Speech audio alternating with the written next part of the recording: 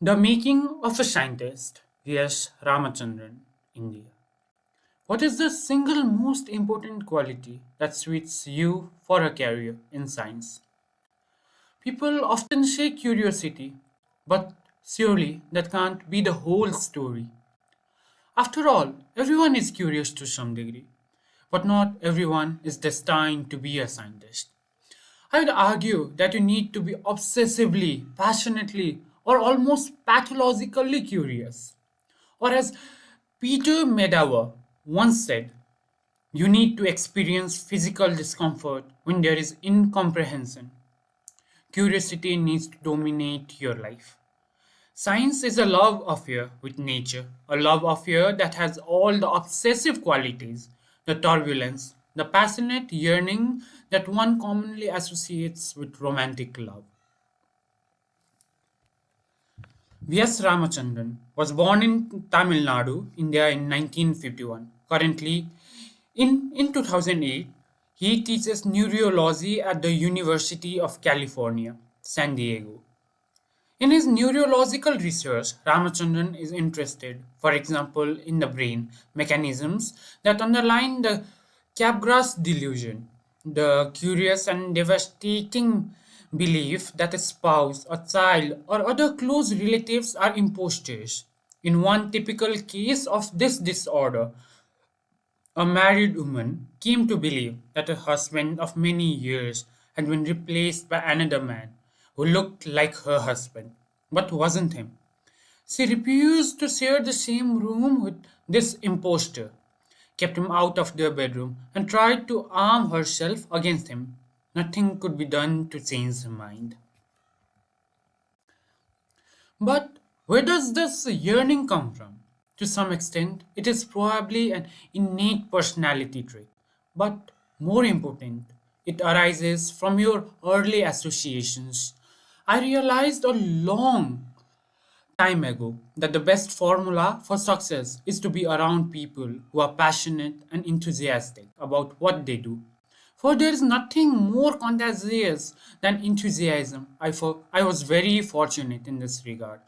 In the British school in Bangkok that I attended through fourth grade, I had some exceptionally gifted science teachers.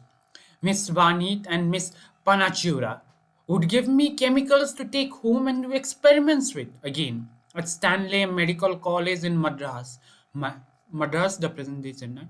My biology professor, Dr. Rao, would pretend he was the monk,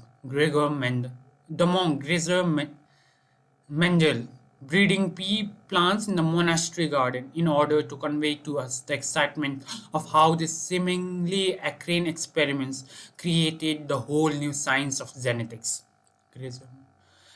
And at home, there was the influence of my science minded uncles and my brother Ravi, whose passion for poetry and literature, especially Shakespeare, rubbed off on me. Science has a great deal more in common with poetry than most of us realize. Both enterprise involve unusual juxtaposition of ideas and a certain romantic vision of the world.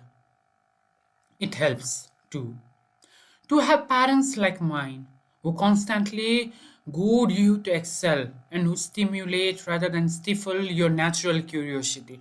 Knowing of my interest in science, my mother brought me seashells and other zoological specimens, including a tiny seahorse from all over the world, and helped me set up a chemistry lab under our staircase. When I was 11 years old, my father bought me a Carl Zeiss research microscope. More important, they planted two mutually incompatible ideas in my head, and I'd recommend that any parents reading this do the same.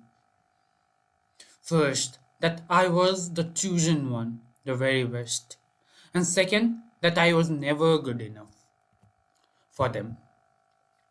It's a surefire formula guaranteed to turn your child into a success, albeit perhaps a neurotic one.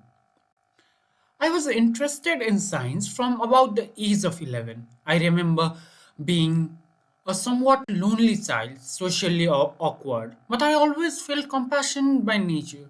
Perhaps science was my retreat from the social world, with all its arbitrariness and mind numbing conventions, whether I was collecting sea cells or geological specimens.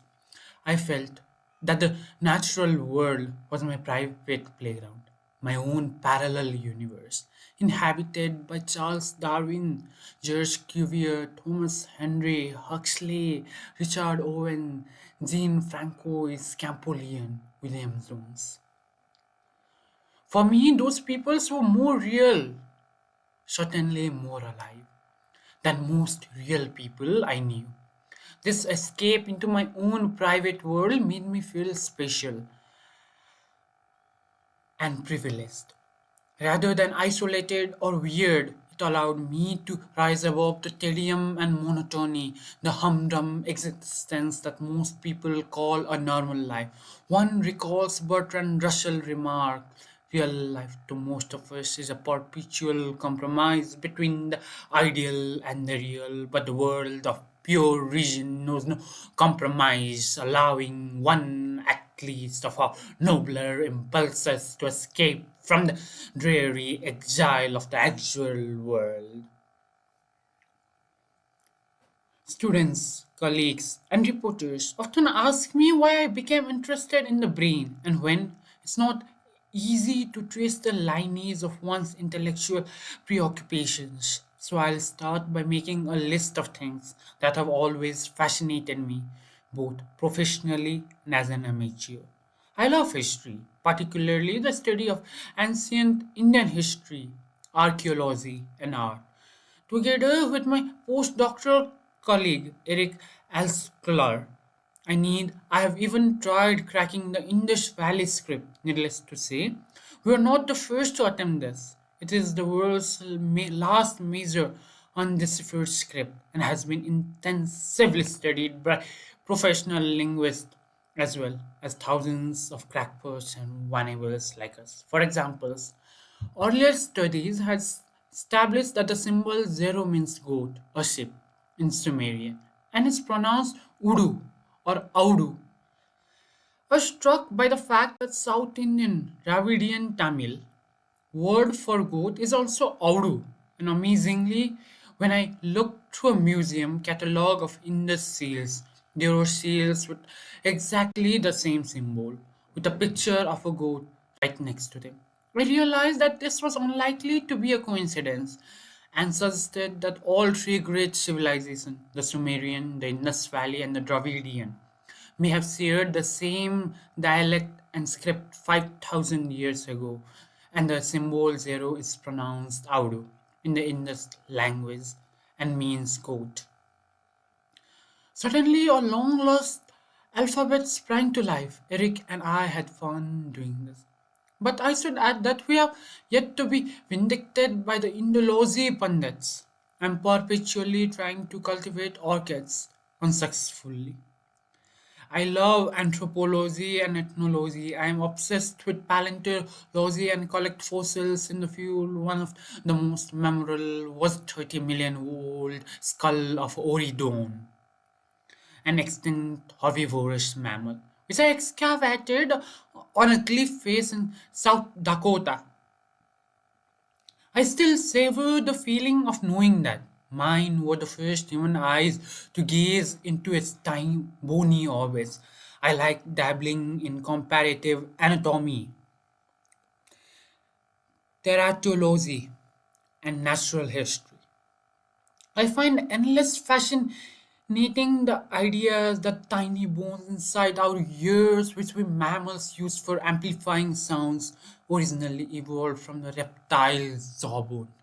When I was a teenager in India, I wrote papers about gastropod taxonomy. I was passionate about inorganic chemistry and often mixed pieces of magnesium ribbon could be plunked into water and would continue to burn by extracting the oxygen from H2O water. And the passion was botany. I tried placing various sugars and amino acids inside the mouth of a Venus flytrap to determine